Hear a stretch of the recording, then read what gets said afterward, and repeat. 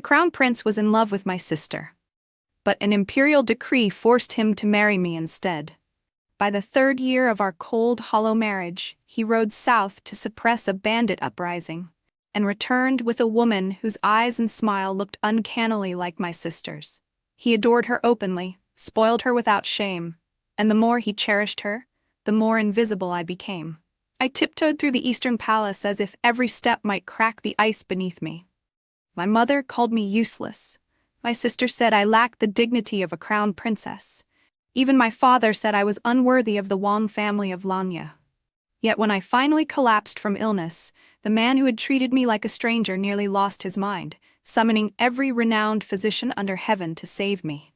I never understood his heart, and he never once understood mine. All I ever wanted was to return to Langya, back to the little horse that carried me across green hills, and the young general who should have been my entire future. Chapter 1.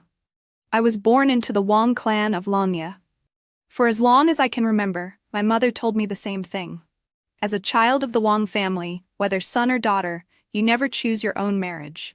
We, the sons and daughters of Langya's Wang clan, were born as nourishment for the family tree, threads tying together powerful noble houses and the imperial bloodline. Freedom and love and a life of rank and wealth could not coexist. You could have one or the other, but never both. The most exceptional girl of the Wang clan was destined to become empress, mother of the realm. The men of the Wang family were no different. They didn't choose their brides. They married daughters of other great houses to secure our foundations. When my elder sister, Rosalind Wang, turned 17, she became the emperor's empress. Emperor Adrian was frail. His body sustained more by medicine than by strength, and he had no sons. Very early on, he named his younger brother, Leon Li, as crown prince, and the choice of the crown prince's primary consort, of course, fell on me. Leon was gentle and polite with everyone, yet he was born of a general's line, a man of the sword. He had sharp brows, star-bright eyes, and a striking, heroic face. My father said I was luckier than my sister. My mother only wiped away silent tears.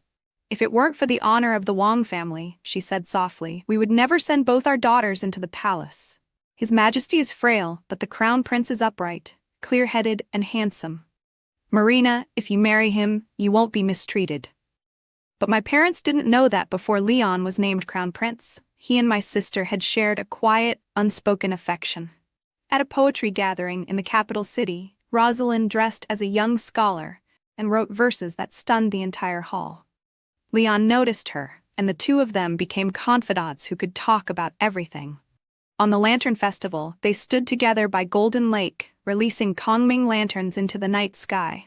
I watched all of it from the shadows. The admiration in Leon's eyes, the soft, lingering affection in Rosalind's gaze. It was like a pool of spring water melting winter ice. Everyone in the capital knew Rosalind Wang was the legitimate elder daughter of the Wang family. Noble, accomplished, versed in both the pen and the sword.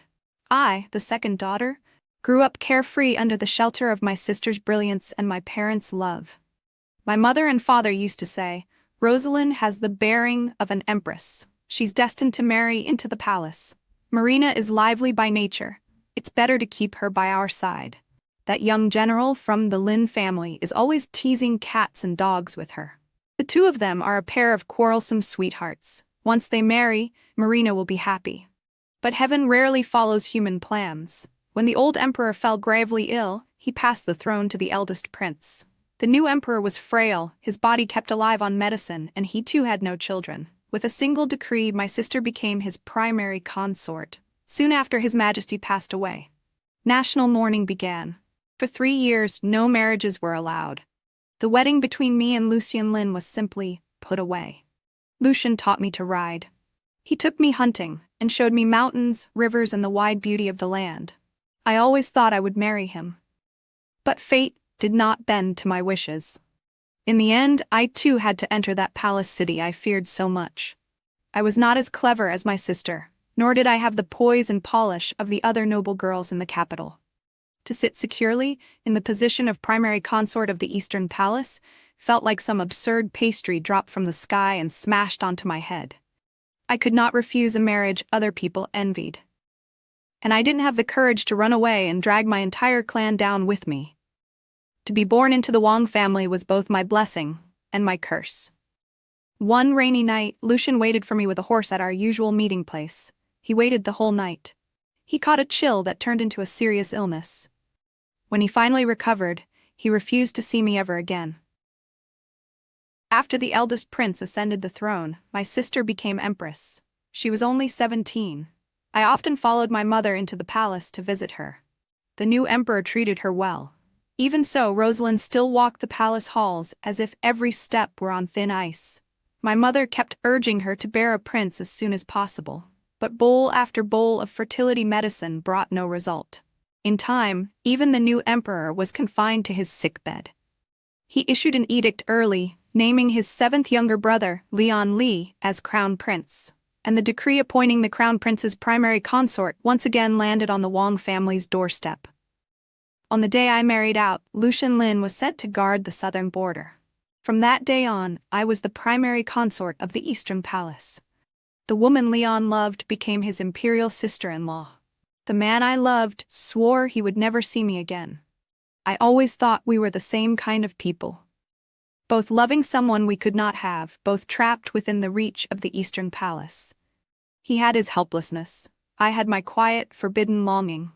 Leon treated me well on the surface. He was as gentle as everyone said. He simply didn't often sleep in my quarters. But whenever he saw me creeping around, careful and tense, he would grow annoyed. "Marina, you were always bold and headstrong at home," he said. "How did you turn into this in the Eastern Palace? What is it? Am I not worthy to be your husband? Or are you still thinking about that childhood sweetheart of yours, General Lin?" After that, he stopped coming to my bedchamber. Whenever he saw me, his brows would knit at once. In the end, he grew completely sick of me. My sister scolded me. "You're married now. How can you not win your husband's heart? If he grows tired of you and lets another woman bear his son, what will you do then?" I had no answer. My mother lectured me too. "The crown prince is as gentle as anyone could ask for, and even he can't stand you. How can you be so dense? It's a blessing there are no other women in the Eastern Palace yet. If a concubine appears one day, always picking fights and stirring trouble, I'd like to see how you handle it. The whole Wang family has placed its hopes on you. If you bear the legitimate heir early, your father and I can finally breathe easier." I listened to the old mistress assigned to instruct me in wifely duties. We prepared for me to share a bed with him. I put on a thin gauze robe, red as flame. The old nanny smiled in satisfaction. "Your Grace, your skin is like jade. This gauze robe makes you look stunning. Once His Highness sees you, he's bound to be pleased." Leon came into my room drunk. His face was flushed. The moment he saw me like that, his expression clouded over. Marina, he muttered, anger rising. "I don't want you to flatter me. Don't waste your effort again." He flicked his sleeves and left, going to sleep in his study. The next day, Leon was nowhere to be found. A palace eunuch came to me cautiously. "Your Grace, His Highness has been ordered to go south and suppress the bandits. He may be gone for quite some time." I let out a breath I hadn't realized I was holding. When my sister came to see me, she poked my forehead, furious. "Last night, I begged His Majesty to drink with him, just so he'd be drunk and you'd have a chance. How could you waste it like this?" My eyes burned. "Sister, he doesn't like me," I whispered. "Leon doesn't like me. How am I supposed to have a child with someone who doesn't even like me?" All the grievances I had swallowed for so long spilled out with my tears. Rosalind could only hold me and comfort me. Don't cry," she murmured. "I won't force you anymore." I tried writing letters to Leon, but he never replied to a single one. If you apologize often enough, you eventually start to believe everything truly is your fault. I grew more and more cautious, walking every step like it might crack thin ice. Half a year later, Leon returned. He brought back a lively young woman. She wore bright red, all fire and bravado. Her skin was fair, her lips red, her teeth white. Her almond-shaped eyes sparkled when she blinked, and she carried a 9-section whip in her hand. She looked fearlessly beautiful. Pointing at her, he said, "Qingfeng Fort has submitted to the court. As a reward, His Majesty has allowed them to come down from the mountains and granted them official ranks. She is the fort chief's daughter. Her name is Pearl Cheng." I froze. Then he looked straight at me. I've already requested an edict. She will be made a secondary consort of the Eastern Palace. I nodded. Seeing that I stayed silent, Leon's face darkened with irritation. Marina, from now on, Pearl doesn't need to bow to you or pay you daily respects. She's used to her freedom and can't stand all these empty courtesies and rules. I lowered my eyes. I understand, Your Highness, I said quietly. Pearl skipped over to Leon and took his arm. Thank you, Your Highness, for caring so much about me, she said brightly. And thank you, elder sister, for being so considerate. I waved a hand. No need to thank me. The west side hall is empty. I'll have it cleaned for Lady Pearl. Leon slipped an arm around her waist. Clean it if you like. But for the next few days she'll stay in my Hall of Dawn. I slipped away without another word. Behind me, Nanny Chang let out a long sigh. Ah, girl. You'll have to think of a way, she muttered. You've barely been married in, and already there's such a favored secondary consort. None of them knew what Leon was really thinking. Pearl Chang's brows and eyes looked almost exactly like my sister's. Soon, everyone in the Eastern Palace was saying that Lady Pearl was more honored than I was, that she enjoyed far more favor than the Crown Prince's primary consort. Even Pearl herself believed it. I tried my best to avoid them, but the Eastern Palace was not large. We were bound to cross paths. Most days, I shut myself in the small Buddha hall. Even there, she found me. The nanny helped me up from my knees. Pearl accidentally bumped into me, knocking the burning incense out of my hand.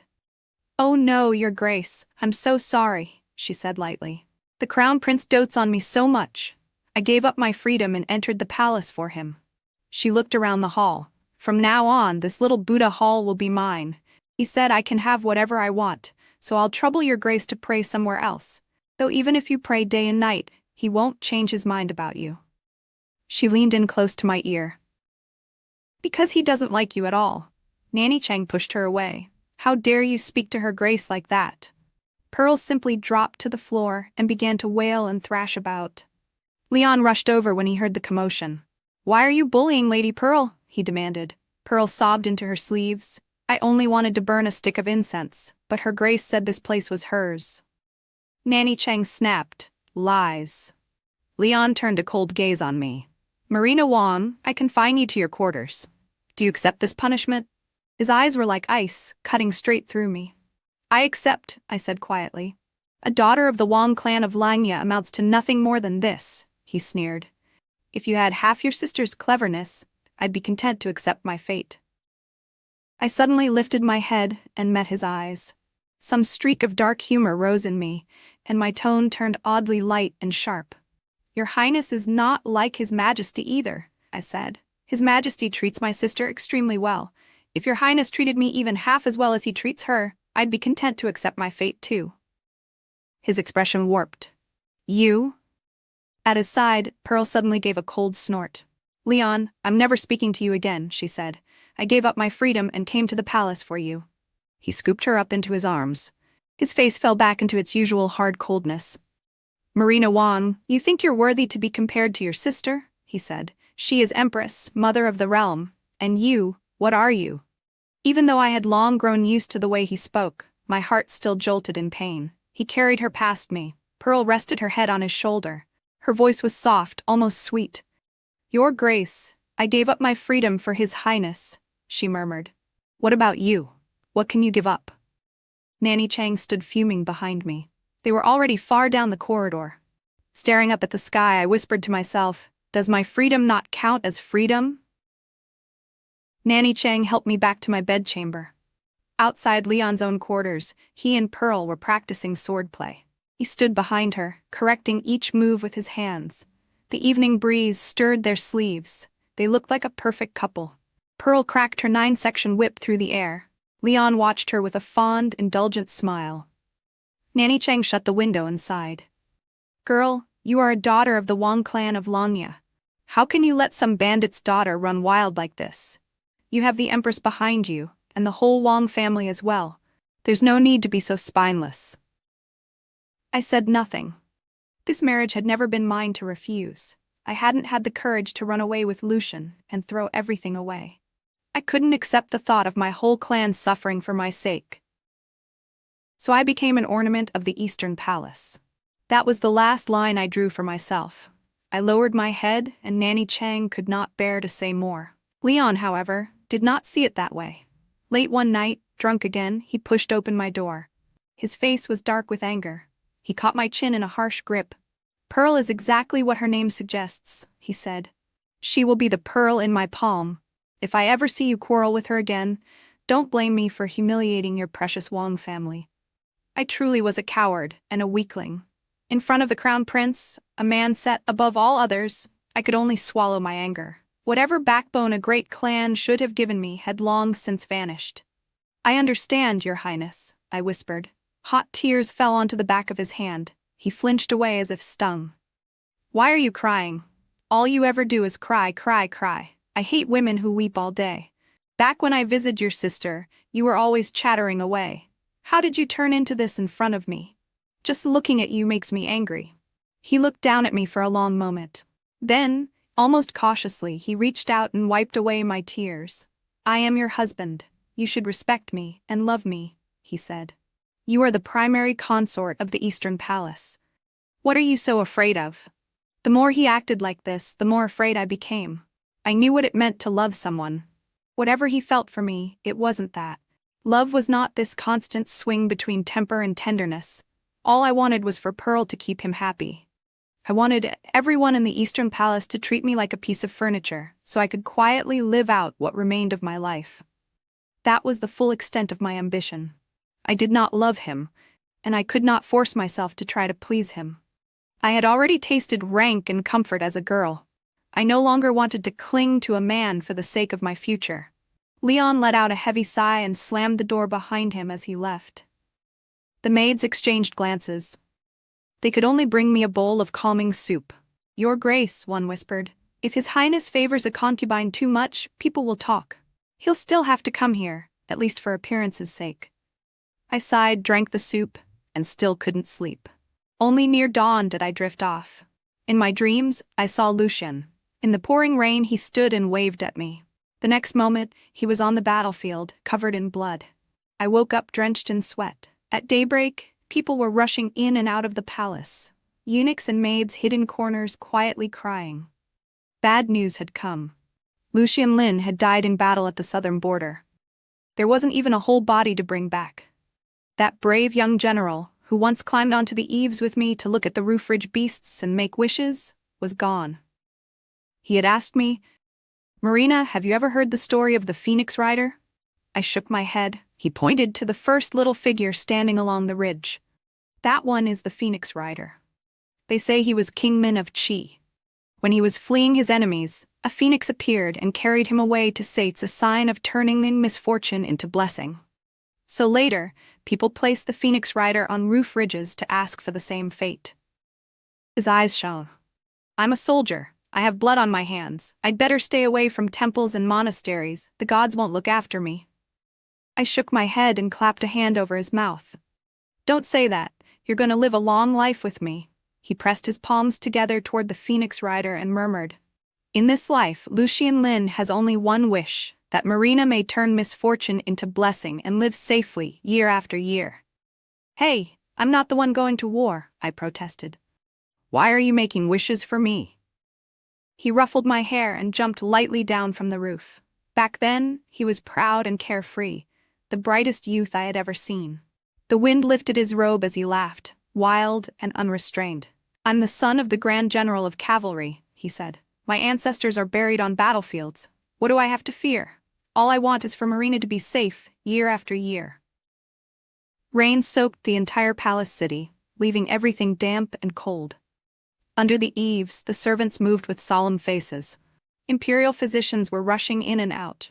I lay in bed, drifting in and out of consciousness, losing all sense of day and night. By the time Lucien's coffin entered the capital city, I was still unconscious. I only woke 3 days later. My dreams had been full of tangled memories. I had cried until my eyes were raw. When I finally opened them, Rosalind was staring at me in worry. "Your Majesty, why have you come?" I asked hoarsely. My sister stiffened for a moment. Her eyes immediately reddened, and she motioned for everyone to leave. "Marina, you've been asleep for a long time," she said. My eyes were swollen like walnuts. I struggled to sit up, my bare feet landing on the icy tiles. "Lucian is back, isn't he?" I asked.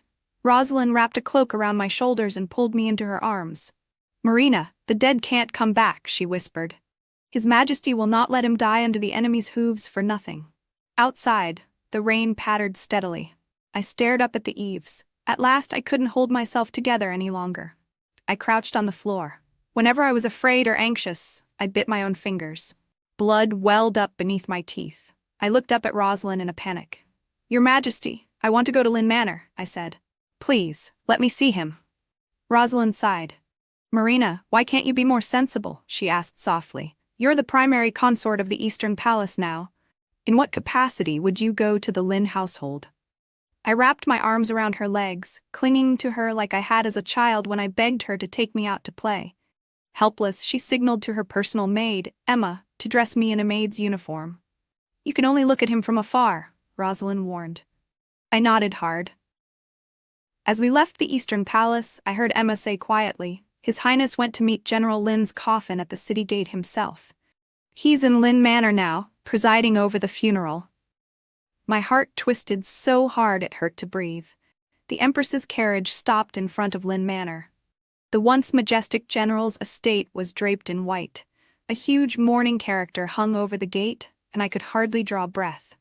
Rosalind found an excuse to call Leon out of the mourning hall. While he was gone, Emma slipped me inside. Lucian's spirit tablet stood right in front of me, his name carved into the wood. The black coffin behind it held no body, only smashed armor and twisted pieces of metal. The Lynn family's wailing had not stopped once. At last, Lucian's younger sister, Leah Lynn, noticed me. She quietly pulled me forward and pressed a stick of incense into my hand, helping me bow and offer it to Lucian. "Marina," she whispered, "before my brother left, he told me to give you something. I was angry with you for marrying into the Eastern Palace and abandoning him, so I never went to the palace. But today, I just knew you would come." In a corner, Leah handed me a small box. Inside was a necklace of southern sea pearls, each one bright and perfect. "My brother said that in his eyes you were as precious as these pearls," she said. "He knew he'd never have the chance to marry you in this life. Even so, he hoped you'd be happy every day and live without worries. Some of these pearls he got going out to sea with the fisherfolk. The rest he bought piece by piece, at high prices." Emma held me by the arm. The funeral music swelled again. Leon stood behind me, his face like stone. He lowered his voice. "Marina Wang, what an excellent wife you are. What a fine primary consort of the Eastern Palace. Did you come today to tell everyone that marrying me has wronged you? That you already had someone you loved, and your perfect match was torn apart?" He grabbed my wrist. Even in front of my sister, he could not hide the anger in his voice. "Your Majesty," he said through clenched teeth, "please stop interfering in what passes between me and Marina. You are no longer just daughters of the Wang clan. You are women of the Li family now. Your Majesty would do better to worry about my royal brother's health than to reach into the Eastern Palace and manage your younger brother's household." He shoved me into the Eastern Palace carriage and turned back to preside over the funeral. Rosalind let out a long, weary sigh. "Marina," she said softly, "look ahead. He's already gone." Back in my rooms, Nanny Chang took one look at my mourning clothes and shook her head. "Your Grace, why put yourself through this?" she murmured. I lay on the couch, silent for a long time. Until, in the middle of a thunderstorm, Leon kicked my door open. He was soaked through, his anger burning hotter than the lightning outside. He drove all the servants out. Then he wrapped his fingers around my throat and pinned me against the wall. "Lucian Lynn is dead," he hissed. "He's dead. He didn't even get the honor of coming home wrapped in horsehide. The enemy's horses tore him apart. Their beasts trampled him into mud. Marina, open your eyes and look. I, Leon Lee, am your husband." His gaze caught on the brocade box beside my pillow. He sneered, opened it, and tore the necklace apart with one vicious pull. "Your Wang family may be a great clan, but you still live under imperial power," he said. "Did you really think your father and mother, your sister, and Lucian all simply loved you? They love you, yes, but they fear the throne more. You were born a daughter of the Wang clan. You are destined to be the most honored of women, and my wife. Even in death, your name will be carved beside mine in the ancestral temple's jade tablets. I don't know where the strength came from, but I shoved him away with all my might. The scattered pearls rolled across the floor, as chaotic as my heart. Langya, I truly loathe you, I said. His cold lips crashed against mine. He pulled me into his arms and locked me against his chest. When he realized I was clenching my jaws, refusing to part my lips, he suddenly pushed me to the floor. Looking down at me, he asked, "What do you think you are? You are my woman, and you're keeping a widow's vigil for another man?" He let out a low, bitter laugh. "Marina, you're even more ridiculous than I am." Outside, the rain came down in sheets. Pearl stood in the cold with an umbrella in hand. Leon walked past me as if I weren't there. He told the eunuchs behind him to pick up the scattered pearls. For a mere subject to own so many priceless southern pearls is already overstepping, he said. In a normal year, the palace receives only a measure of them. Without special rewards, the Lin family has been far too extravagant. I bit my lip. He wasn't that kind of person, I said quietly. He got them going out to sea with the fisherfolk. Leon only smiled coldly. Oh, is that so? But how his deeds are judged and what is done with his legacy, that is my decision to make. Chapter 2. Leon left holding Pearl Cheng's hand. The eunuch sighed and tried to comfort me. Your Grace, His Highness only has a sharp tongue and a soft heart. He personally oversaw General Lucian Lin's funeral and will soon leave the palace again. He acts this way because he still cares for you. No, that wasn't true. How could Langya ever like me? Before leaving, the eunuch added softly, Your Grace, your life is your own. If you don't fight for a better future now, regret will come too late. There are too many fools in this palace, trapped by their own obsessions. You should look forward. Nanny held me in her arms. My girl, my poor girl, don't cry. Half a month passed. I still lay listless, unable to lift my head. Leon gave Pearl his exclusive favor. My elder sister specially summoned my parents into the palace. Nanny picked a bright, vivid dress for me. Let your father and mother see you looking well. They'll worry less. It took thick layers of powder to hide the bruised shadows under my eyes. In Phoenix Hall, my mother was already sobbing in Rosalind's arms when I entered, late and unsteady. She rushed to hold me. You're all bones. How did you grow so thin in just a few days? My Mira used to be round and soft. How did you turn into this? Father kept his face stern, but his eyes were full of ache. Mira, I know about Lucian. You've suffered. I dropped to my knees. Father, Mother, I want to go home. I want to go back to Langya. Please take me home. Please. My mother wiped away tears. My father's expression hardened again, like iron. Mira, you were born into the house of Wang. This is your fate. You are now the legitimate wife of the crown prince of the East Palace. How could you return to Langya? And in what capacity? You are like your sister. You must become the wife of the heir. One day, you will be mistress of Phoenix Hall and mother of the realm, even if it kills you. He took my mother's hand and left the palace without even staying for lunch. When they were gone, only my sister and I remained in Phoenix Hall. Rosalind took my hand. Mira, I've loved you since we were children. If you can't think for yourself, can't you at least think for me? His Majesty loves this younger brother dearly. If you carry on like this, he might marry some other noble girl as the crown prince's primary consort. Mira, the honor of the Wang family cannot be broken in our hands. She patted my shoulder lightly. His Majesty can no longer have children. The East Palace still has no heir. I hear that secondary consort Pearl alone enjoys His Highness's favor. Mira, whatever happens, you cannot let her give birth first. The first child of the East Palace must carry Wang blood. He must be a legitimate eldest son. At the thought of Leon's cold lips crushing down on mine, I froze like a startled bird. I clutched Rosalind's hand. Sister, no, he doesn't like me. He hates me. How could I possibly bear his child? Rosalind shook my hand off, her face turning cold. Mira, when will you finally grow up? That day, the sister who had always cherished me made me kneel outside Phoenix Hall for a long time. By the time I rubbed my swollen knees and limped back to the East Palace, Leon was hosting a birthday celebration for Pearl. A string of southern pearls hung around her neck. She tilted her chin, flaunting them in front of me. I heard Her Grace was punished to kneel today, she said with a smile. Have you thought things through? She touched the pearls with her fingertips, her movements delicate and pleased. His Highness had master craftsmen thread gold wire through each pearl himself, a birthday gift, just for me. Those pearls had been Lucian's gift to me. Leon had taken them apart and made them into a necklace for Pearl. He strolled into the courtyard and casually wrapped an arm around her shoulders. Of course Pearl deserves such dazzling pearls. They suit her name.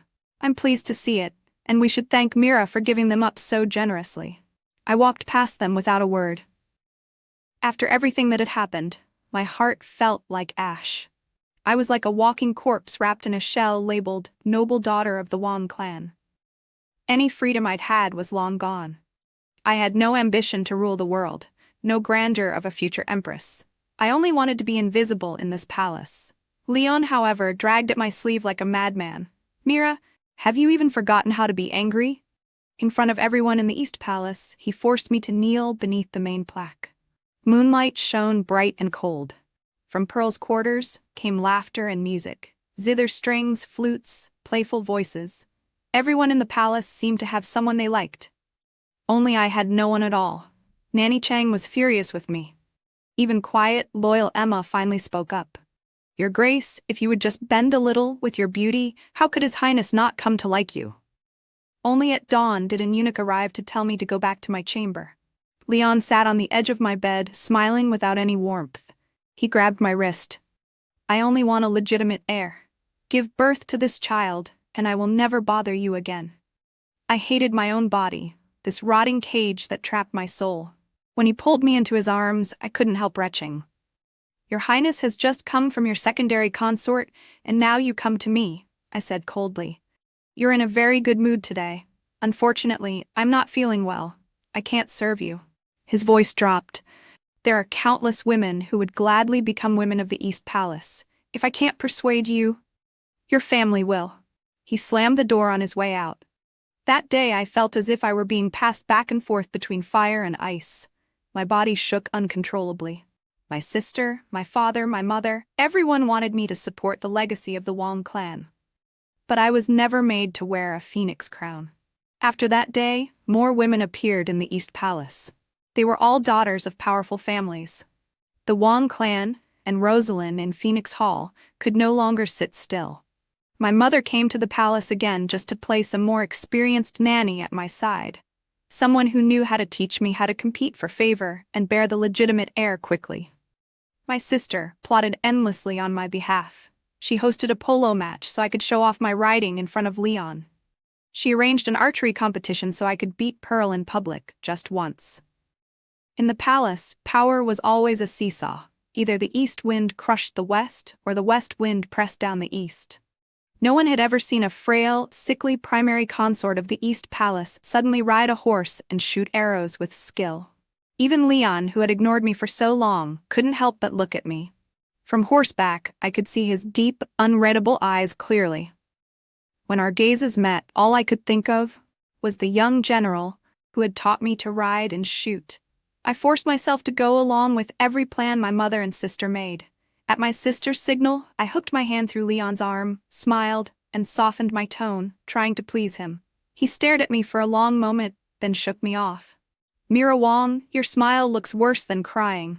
That night, Leon slept in my chambers. He kissed my tears away one by one, surprisingly gentle, unlike his usual impatience and disgust. His fingers traced my shoulder blades. Too thin, he murmured. Mira, I still remember when you were a little girl. Can't you go back to how you were? Before I could answer, he started taking from me again, without end. Under the red bed curtains, he held me tightly, drenched in sweat. His hand rested on my lower belly, full of unspoken hope. Those days, the women of the East Palace fought fiercely for favor. Pearl Chen was the worst of them, unwilling to yield an inch. After some time, both Pearl and I were diagnosed as pregnant. Leon was overjoyed. Even the Emperor, sick in bed for so long, seemed slightly revived when he heard the news. Of course, my sister was thrilled. In Phoenix Hall, she sewed little clothes for the baby with fine, dense stitches and lively embroidery. To me, though, it felt as if a demon had moved into my body. I despised my own flesh, yet I had to share this body with a child I had never met. Every moment, I wanted to scream.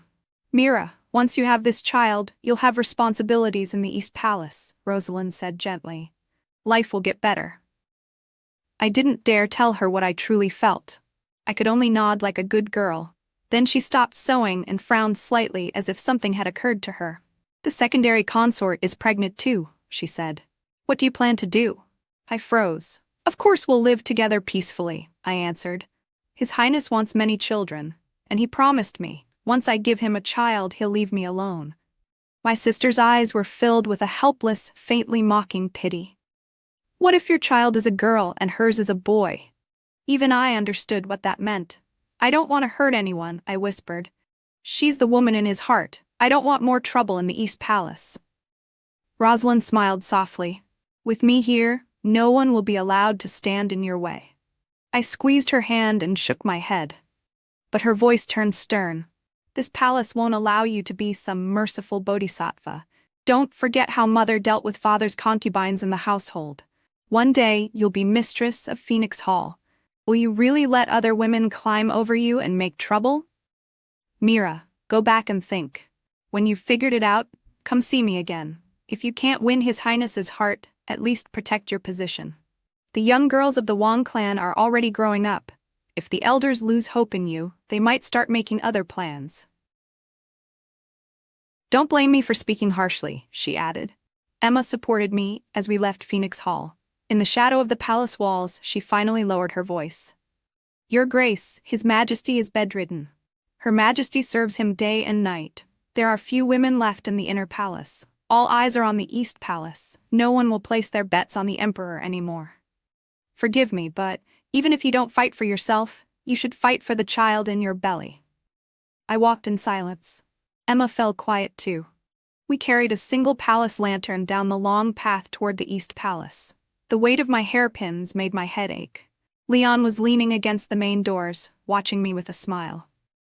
His Majesty was in good spirits today and insisted I drink a few more cups, he said. Mira, I brought you something.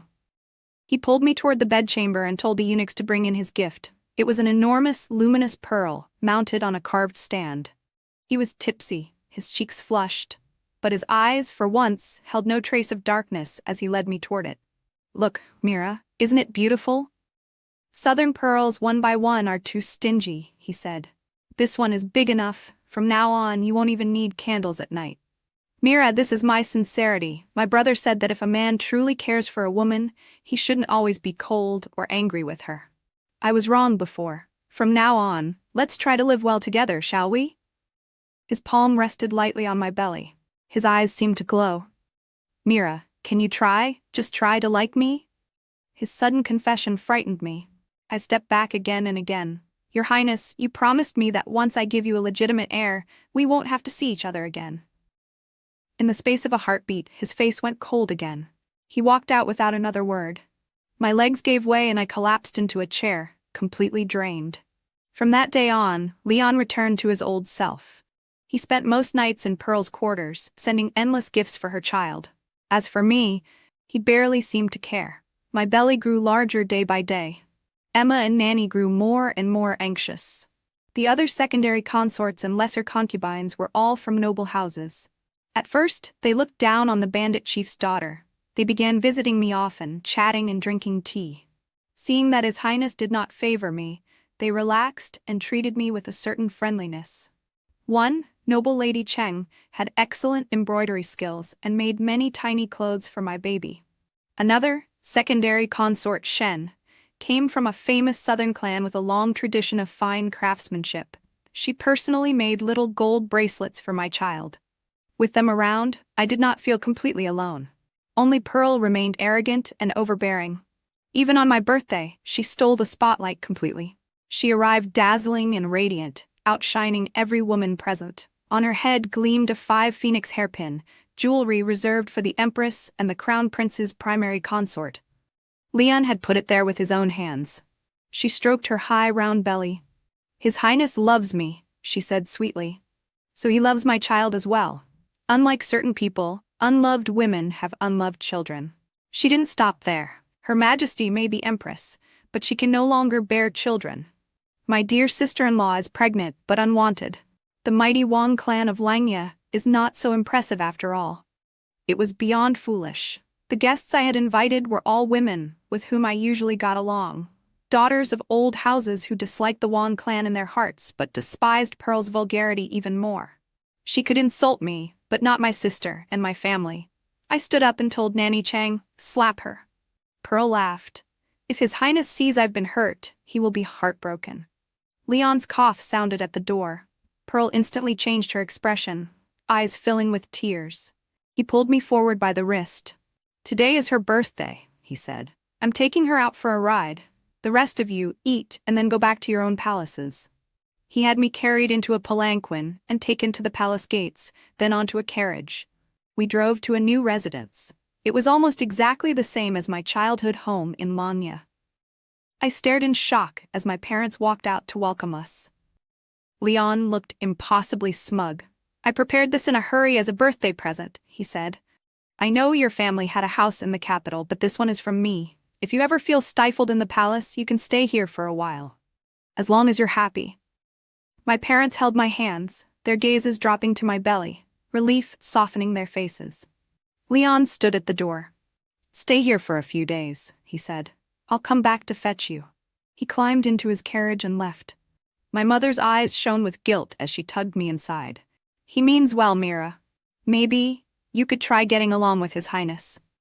Those few days, my parents stayed with me every day. For a moment, I almost believed this house was a pure gift. I should have known better. Leon was as calculating as any demon from the lowest hell.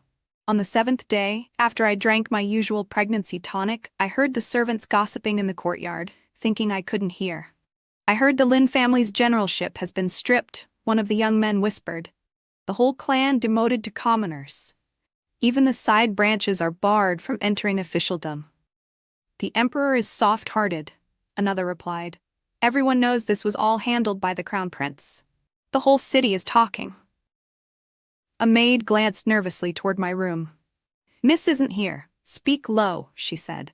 "The prince sent her to this house so she wouldn't hear. She's pregnant after all. If she knew what happened to the Lin family..." They lowered their voices further.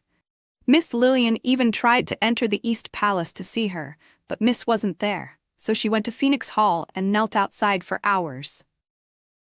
I pushed open the window. They froze where they stood. "Miss, we were only repeating rumors," one stammered. Emma waved them away. They scattered. Emma and Nanny avoided my eyes, their faces tight with guilt. My parents rushed over as soon as they heard. None of them dared look me in the eye. "You all knew about the Lin family," I said hoarsely. "Everyone knew, except me. Isn't that right?" My mother gathered me into her arms. "Mira, we didn't mean to hide it.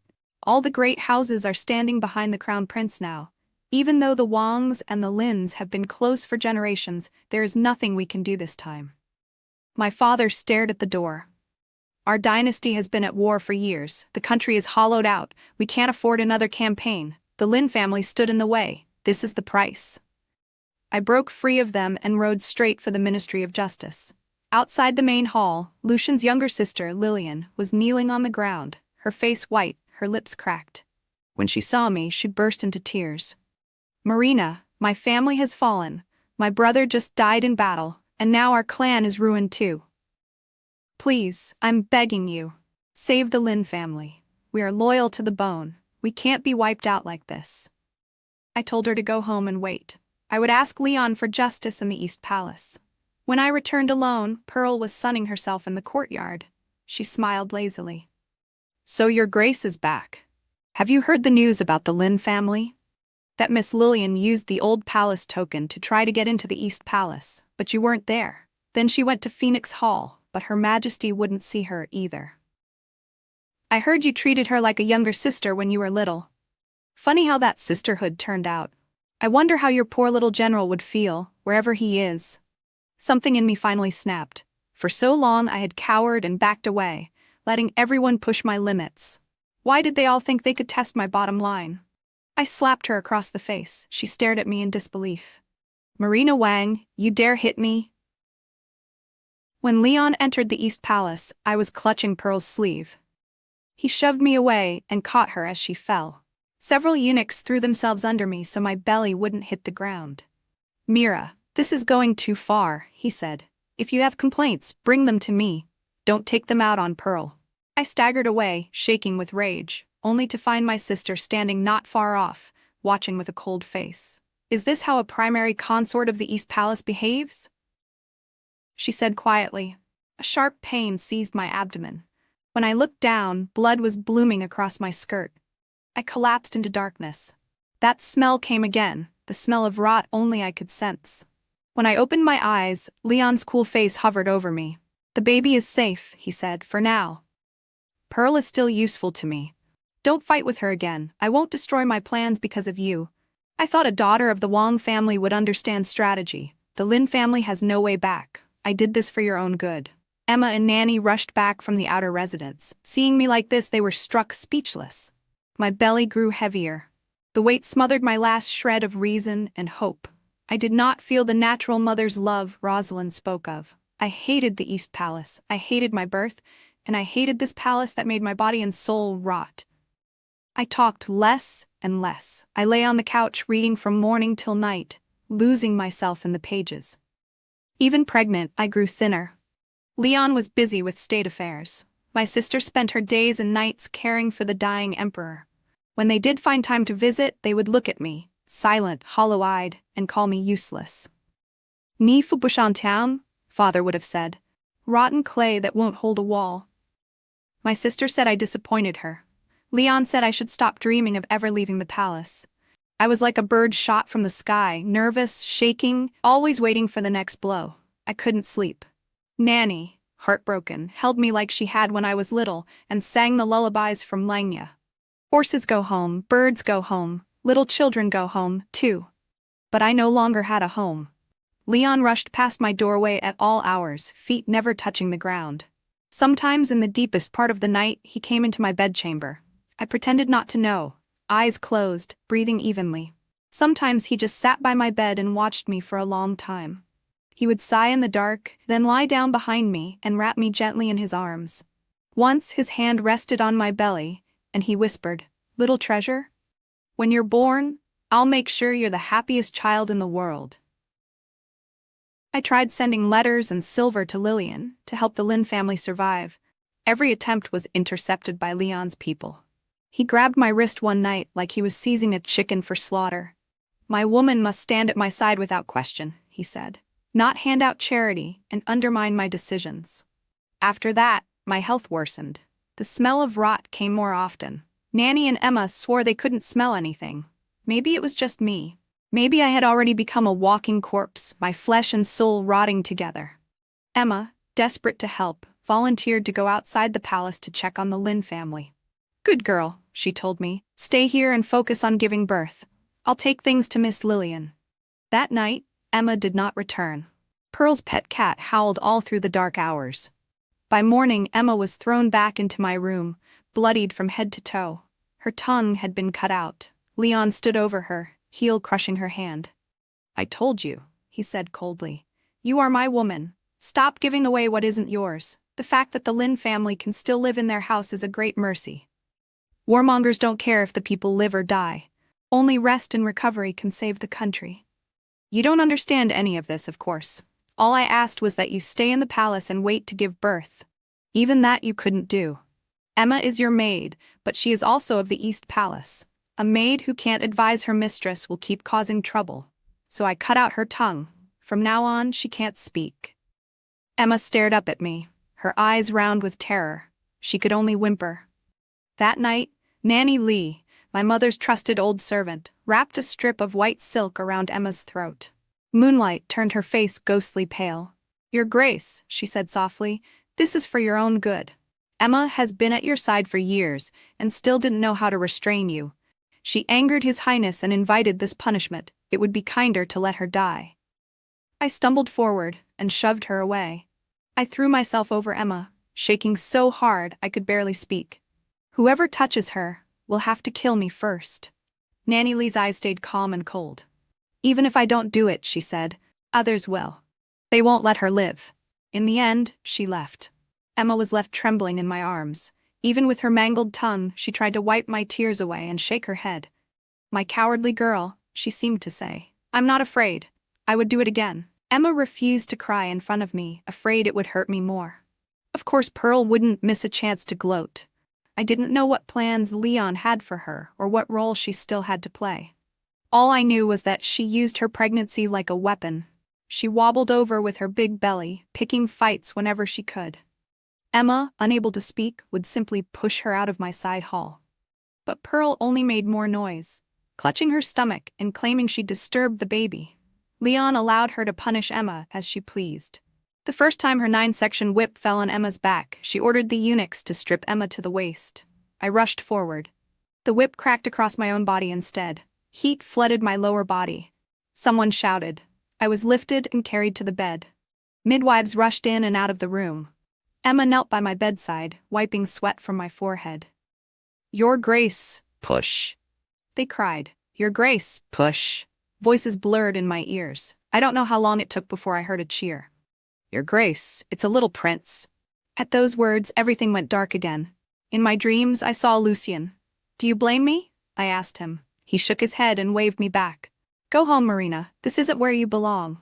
I sobbed. "Lucien, take me with you. I don't care anymore. I don't want to fight. Just take me away." His eyes were gentle as ever. His hand lifted as if to touch my face, then dropped. "You have to live," he said. "You will turn misfortune into blessing and live in peace, year after year." His figure faded, drifting farther and farther from me. I felt myself spinning in a whirlpool, sinking deeper and deeper, not wanting to wake. "Lucien," I begged. "Please, please come see me again." But this time he did not return. When I opened my eyes, dawn light was seeping into the room. Leon sat by my bed, holding my hand. When he saw I was awake, his face lit up. "Marina, you gave me a son." He took the baby from the nurse. A tiny, soft bundle was placed beside me, a perfect pink little boy. I turned my face away. "Your Highness," I said quietly, "I have done my duty. I wish only to live in a Buddha hall now. Please, let me go." He motioned for the nurse to carry the child away. "And if I don't?" he asked. "Then do as you please," I said. "I am already no different from a walking corpse. If you enjoy this body, you can do whatever you like with it."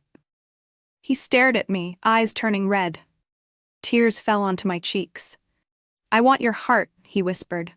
"Why can't I be the one you love?" He took a ragged breath. "The first time I saw you was at that poetry gathering in the capital. You were disguised as a little page, stealing pastries when you thought no one was looking. When your sister married my elder brother and became empress, I told myself, after the 3-year mourning period, I'll go to the Wang household and ask for your hand. Then my brother's health worsened. He wanted to name me crown prince, and suddenly, the position of crown princess was yours. You can't imagine how happy I was that day. My heart ached. Your Highness," I said, "I could never carry that love. Everyone in the East Palace knows the woman in your heart is Pearl. You don't need to say such things. You diminish me and your bond with her." Leon tucked the covers around me and at the door said quietly, "She was only ever a piece on the board." No one dared raise their heads. Emma closed the door. She and the nurse stayed to watch over the baby. Outside, the autumn wind howled. Rosalind did not arrive until dusk. She held my son in her arms, her shoulders finally relaxing. "His Majesty is hanging on by medicine alone. Now that you've given birth, I can breathe." She stroked my cheek. "I had no choice, Mira. Don't hate me." I shook my head. She glanced toward Pearl's residence and smiled coldly. "She may strut around now, but I'd like to see how long she can dance." "She's just arrogant on borrowed favor," I said. "You know who set all of this in motion." Rosalind sighed and cupped my face. "Take care of your body, Mira. Your good days are still ahead." Then she went back to the Emperor's side. That night, while Pearl labored in agony, the palace around her was quiet. The midwives who were supposed to attend her never arrived. The imperial physicians were all at the Emperor's bedside. She screamed herself hoarse. Even her closest maids had been reassigned. From Phoenix Hall, they came to fetch me. I was to bring my son to the Emperor. When I hesitated, Eunuch Kui smiled. "Come, Your Grace. Her Majesty and His Majesty are waiting." "Can't you hear Pearl?" I asked. "She's in pain." Eunuch Kui only bowed. "I hear nothing, Your Grace. His Majesty is very ill. He wishes to see the little prince before it's too late." Chapter 3. I carried my son into the Hall of Tranquil Peace. The Emperor lay in Leon's arms, his breath shallow and labored. Rosalind dismissed everyone else and personally held the baby out. "Leon has an heir now," she said softly. "Marina has done well. Your Majesty can rest easy." The Emperor waved the baby away. "I'm too far gone. No need to pass my sickness on to him. Let the nurse take him out." He clutched Rosalind's hand. "Rosalind, marrying me has wronged you. If not for your care all these years, I'd have died long ago. I'm sorry." Rosalind's voice trembled. "Adrian, being your wife has been my greatest blessing." His gaze shifted to me. "Marina, your sister has had a hard life. One day you will be mistress of Phoenix Hall. Treat her well." I nodded. Soon after, his breathing grew ragged. He clutched Leon's hand. "Leon, I can't hold on. This country will be yours. Promise me you'll be a good emperor. No more endless wars." When the Emperor finally stopped breathing, Rosalind collapsed to the floor. Leon laid him gently down, then forced himself to stand and go outside to take charge. Rosalind spoke with her back to me. "From childhood to now, we've loved each other," she whispered. "I regret nothing." I remembered suddenly how cold Leon had been when I spoke of their past. He took my hand and led me out. "I only grew close to your sister," he said, "so I could carry letters for my brother. Step nothing more." The funeral bells echoed through the capital. My mind suddenly felt clear. At that same moment, a eunuch from the East Palace ran in, breathless. "Your Highness, secondary consort Pearl is in difficulty. She's lost a great deal of blood. The midwife begs you to decide whom to save." Leon's face did not change. "Save the child," he said. The eunuch rushed away. Leon studied my face. "Windhaven's stronghold holds the treasure map of a former emperor," he said quietly. "Our dynasty is bleeding itself dry with war. If we can find that treasure and refill the coffers, we might save this country." I stared at him. "So you approached Pearl on purpose?" He nodded. "She and I were only ever a performance," he said. "How could I truly want a woman like that? If not for the map, would I have kept her in the East Palace, letting her taunt you every day?" Emma and Nanny held my son tightly, their expressions tense. I laughed bitterly. "She is hateful," I said. "But what does that make you?" When we stepped into Pearl's courtyard, the air reeked of blood. Basins of red water were carried in and out. A baby's thin wail rose above the chaos. "It's a princess," the midwife cried. "A little princess." Then came another scream. "Her grace is still bleeding. Someone fetch the physician." Nanny shouted, "Secondary consort Pearl, your grace? This is bad." The gathered concubines rushed inside. Blood had soaked the mattress beneath Pearl. Her face was gray, drenched in sweat. "Where is His Highness?" she sobbed. "Why hasn't he come? You're all enjoying this, aren't you? Laughing at me." Her voice faded to a whisper. By the time her eyes drifted shut for the last time, Leon still hadn't come. With the late emperor gone and Pearl dead, even the useless primary consort was dragged out to take charge. The strain nearly broke me. After the emperor's funeral, Rosalind moved out of Phoenix Hall. Palace servants began calling me Your Majesty the Empress. I often fainted in Phoenix Hall, sometimes sleeping for a full day. My eyesight grew blurry. Shadows bled into one another. Leon insisted I take Pearl's daughter to raise as my own. When both children cried at once, it felt like my skull would split. After he ascended the throne, Leon followed the late emperor's wishes and skipped a full period of national mourning.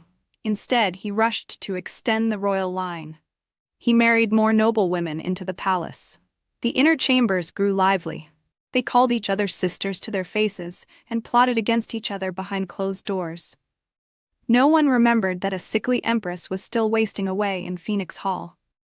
For all their schemes, none of them made Leon even consider dethroning me. He never once proposed replacing the empress. My sister, now Empress Huiqing in name, moved to a country villa outside the capital. Leon had been crown prince, not her husband's son. She could not become dowager empress, so she lived modestly as the Empress Dowager in all but name, exiled to the outskirts. Once a month, she came into the palace to see me. Every time she saw how thin and haggard I'd become, tears filled her eyes. I had been buried in this palace my whole life. That smell of rot that only I could sense now wrapped around me like a shroud. My son and daughter grew rosy and round in the nurse's arms. Emma and Nanny loved taking them out into the courtyard to play in the sunlight. Since Leon's accession, he had been busier than ever. He rarely came to the inner palace. I received a letter from my parents. They had requested an imperial decree to let Rosalind return to Langya and another to arrange a good marriage for my younger brother. He and Lillian, childhood sweethearts, were finally allowed to wed. Rosalind told me, mother and father can't bear to watch another child scraped raw by the palace. Of course they couldn't. It was my fate to suffer alone. Nanny Chang died one sunny winter day, napping peacefully in her chair. Only Nanny Lee and Emma remained with me. Nanny Lee had once been sharp-tongued and ruthless. Now she had grown soft and kind, sewing little clothes and shoes for the children. Emma, unable to speak, poured herself into cooking, turning into a quiet, capable little kitchen god. A year passed. Winter melted into spring. My illness worsened. I had no strength left. Everyone else pressed forward with their lives. I was the only one stuck in place. Emma, frightened by how pale I looked, tried to summon the imperial physician in secret. But before he could reach Phoenix Hall, secondary consort Shen stopped him. She was no longer secondary consort Shen. She had become imperial noble consort Shen. Dressed in resplendent jewels, she stood at the door with a smile that didn't reach her eyes. "Marina Wang, you already have everything," she said. "Why cling so tightly to the title of Empress?" I shook my head weakly. She leaned closer, her voice dropping. "You've always been too soft. You were never made to be Empress.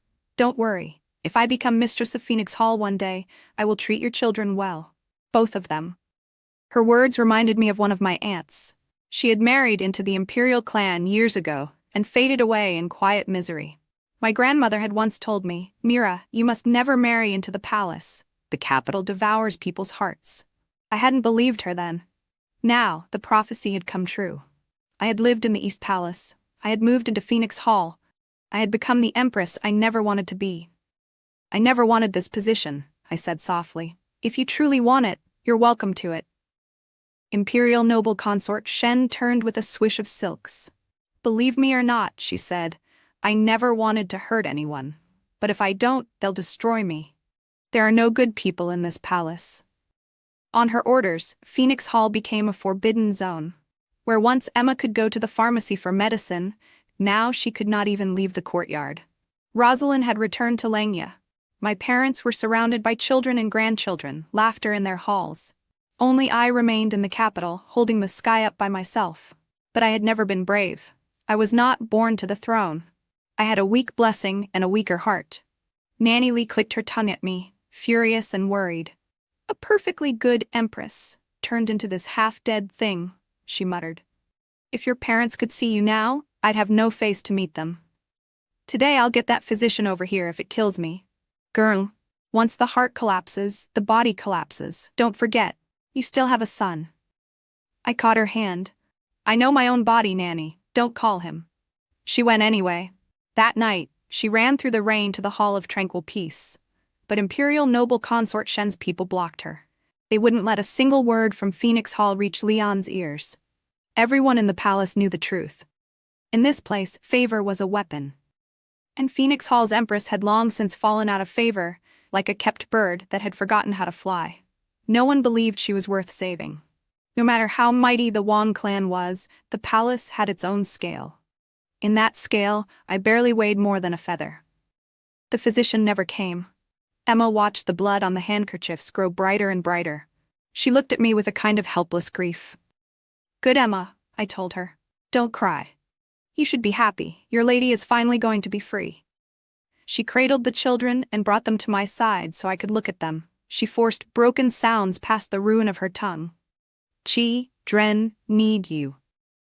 Out in the storm, Leon strode toward Phoenix Hall, umbrella in hand. He kicked open the doors. He was wearing the bright yellow dragon robe, his face dark with anger. I did not see Nanny Lee. Leon flung my door wide and stared at me. "Marina Wang," he snapped, "you are the Empress. What more do you want? As long as you step out of Phoenix Hall, this entire palace, and I will be yours. No one will ever stand above you." "Where is the physician? Treat Her Majesty," he shouted. "If anyone dares mishandle Phoenix Hall again, they will die." He made me lie down. My arms, thin as twigs, seemed to shock him. His hand rested on my shoulder. His voice broke. "You're so cowardly. If you hate me, why not curse me to my face? Why not kill me?" I looked up at him. "Your Majesty, I have no control over my own life. I don't dare challenge the throne. I still have a family." But I truly don't want to live, not to punish anyone, I'm simply tired. He flew into a rage at that. After taking my pulse, the physicians fell to their knees. Her Majesty has been frightened and anxious for years, they said. Her illness is rooted in her heart. On top of that, she had a difficult birth and never recovered. We can do nothing. Leon roared. You eat the Empire's food and drink its wine, and you can't save her? What good are you? A eunuch whispered. If the physicians are helpless, there are always the medical clans. Or traveling doctors. Leon seemed possessed. You're right, he muttered. Tears slid down his cheeks. We'll find them. All of them. I won't let my empress die. Imperial noble consort Shen was thrown into the cold palace. Nanny Li never came back. She died in that rain-soaked night, cut down while trying to reach Leon. I was left with only Emma. They had both done so much for me. I didn't want them to carry any more of my burdens. News of my illness reached Langya. My parents, Rosalind from the country villa, my younger brother and Lillian all came. Lillian was pregnant. She stood beside my brother, cheeks flushed, looking perfectly matched. My mother held me and sobbed. My daughter, my Mira, how did you become like this? Rosalind cried too. Mira, this is my fault. If I hadn't schemed my way into marrying the crown prince, if I hadn't tied our family to the lists, you wouldn't have had to marry into this house.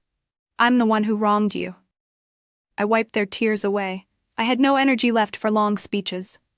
Don't worry about Nanny Chang, I said. For Nanny Li, you must treat her family well in Langya. She died for me. And Emma has suffered so much for my sake. I was a coward. My name, my family, my rank, I used them as excuses. Everything I didn't dare do, she did for me. I can't pretend I owe her nothing. I want the House of Wang in Langya to treat her as a benefactor, I said. Provide for her all her life. If she wants to marry, let her choose. If she doesn't, support her to the end of her days. After that, I fell into another long coma. I could hear my parents and sister calling my name. I could feel cold needles pricking my skin. I was so tired. I just wanted to go home. I didn't like this palace. I didn't like my husband. I wasn't brave. I knew that if I played along and pretended to love him, I could gain favor and live comfortably as empress. But fear was a stronger habit than ambition. I was afraid of Leon's moods, afraid of being a pawn on someone else's chessboard. I was just so tired. I felt Leon hold our son near my head. Marina, open your eyes, he begged. Look at him. I was too exhausted. When I finally woke again, everyone in the room was asleep from sheer fatigue. I slipped out of bed and walked to the cradle. My son lay there, a child I had carried for 10 months. When my finger brushed his cheek, he smiled. When my tears fell on his face, his little mouth turned down. Little treasure, I whispered, your mother is a coward. It's not you I hate. Your mother is sick, that's all. I'm the only one who can smell the rot in my own flesh. I don't dare hold you. I hope you grow up safe and sound. Your father is the emperor. No one will bully you. In the other cradle, Pearl's daughter slept peacefully. She was a princess no one doted on. Leon had never held her. Little one, I murmured, your mother and I were both caged birds. I was afraid and clear-eyed. She was fearless and blind. When you grow up, don't be like either of us. Be a hawk. Learn to fly. I turned to Leon. He was sprawled in a chair, pretending to sleep, tears at the corners of his eyes. I know you're awake, I said softly. Leon Lee, you say you love me, but I don't understand the kind of love born under the weight of a crown. Let me go. Let me go back to Langya. If I stay here, I'll go mad. He didn't answer. I went back to bed. When my mother woke and saw my eyes open, she cried out in joy. She's awake. My girl is awake. A blunt old physician stroked his beard. Her Majesty is just having a final surge, he said quietly. A dying candle burns brightest. Rosalind sobbed so hard she could barely breathe. Finally, Leon stood up. He looked at me for a long time. Marina Wang, he said, his voice shaking, go back to Langya. His lips trembled. I won't keep you as my empress anymore. For the first time, I smiled at him with my whole heart. Thank you, Your Majesty. He turned away quickly and left. Under the full moon, my mother held me in her arms as we rode in the carriage out of the palace. I'm sorry, she whispered over and over. I'm sorry, my child. My father, Rosalind, my brother, and Lillian all went with us. The carriage rocked gently. I knew we were on the road home. What waited in Langya? My freedom, my little horse, and my young general. I closed my eyes and saw Lucien. Lucian, I said, we'll never be parted again. Don't blame me for being afraid back then. I didn't know how to be brave. His voice was playful and warm in my mind. All right, silly girl, he said. We'll never be parted again. Spring's epilogue. After my lady died, His Majesty came to her grave every year. He always wore a blank face and held a little pink bundle by the hand. When the boy was still in swaddling clothes, 2 old nannies and I took care of him. The wet nurses did their duty at first. Once they realized Phoenix Hall was a place without favor, they all fell ill and left the palace one by one. The little prince was named Junlin, he who rules all under heaven. He was an obedient child. He would hold my hand and say, Auntie Spring, come back to the palace with me. I'll take care of you when I'm grown. He didn't really remember his mother. He just knew he didn't want to lose me too. I couldn't speak, so I couldn't tell him about her myself. He invited a tutor to teach me to write. After a long time, I learned to form characters and send letters to him from Langya. I wrote that his mother had been kind, mischievous as a child, bright as spring. I wrote that she had become someone else after entering the palace, afraid, cautious, forever on thin ice. I wrote that she never hated him. She just didn't know how to love herself anymore, in that place. At 13, Junlin became emperor. When he was 7, Leon had already begun chasing immortality. Junlin wrote that the imperial apothecary's hall was filled with portraits of the late empress. They said if a man took enough of those pills, he could see the one he missed in his dreams. On his deathbed, Leon held Junlin's hand. Son, he asked, do you think, in another life, your mother would love me? He died with that thought on his lips. I knew the answer. My lady was stubborn. Once her heart chose someone, it never turned. She had been the brightest girl in the Wang family of Langya. She had once ridden wild horses and shot arrows at targets beside General Lucian Lin. She was never meant to be fragile. Her parents raised her to be free. Only later did everyone pile their hopes on her shoulders. You carry the honor of the Wang clan, they said. You must marry into the imperial house. She shrank in on herself. Leon's temper didn't help. He was gracious to everyone else, but in front of her, he was all edges and anger. My lady swallowed everything. Lucian's downfall, the Lin family's ruin, Emma's mutilation, each cut another piece from her heart. Emma lost her tongue because she tried to help. My lady cried until she could barely stand. Spring, she sobbed, I'm useless, I can't protect you. I couldn't speak. I could only make broken sounds. It wasn't her fault. Against imperial power, any common person looks cowardly. Later, my lady became empress and moved to Phoenix Hall. Rosalind, the first empress, left the palace and returned to Langya. Leon sulked and refused to visit Phoenix Hall. At first, my lady enjoyed the quiet. Then, her body began to fail. The women who had once smiled at her stopped coming. Even the imperial physicians rarely appeared. Nanny Li gave her life trying to fetch help. My lady blamed herself for that too, but even at the end, she still planned for Emma's future. When the Wang family poured into Phoenix Hall, they were all alive and well. Rosalind had gone back to Langya as Empress Huiqing. My lady's brother had married Lilian. Lilian was pregnant. They were happy. Only my lady was covered in scars. If not for the fear of implicating them, she would have followed Lucian long ago. She held on day after day until her body could not endure another breath. The Wang family remained whole. Their power only grew. Only my lady disappeared. The memory I keep closest is from long ago in Langya. There was a grassy hill. Several horses grazed on the slope. I hid behind a tree with the other maids, peeking at my lady and young General Lucian. My lady's cheeks were bright red, as she tied a red string around his wrist. Hey, Lucian Lin, she said, you are not allowed to marry anyone else this life. His smile was brighter than the sun. Hey, he answered, this life, the next life, and the one after that. I will only ever choose you, Marina Wang.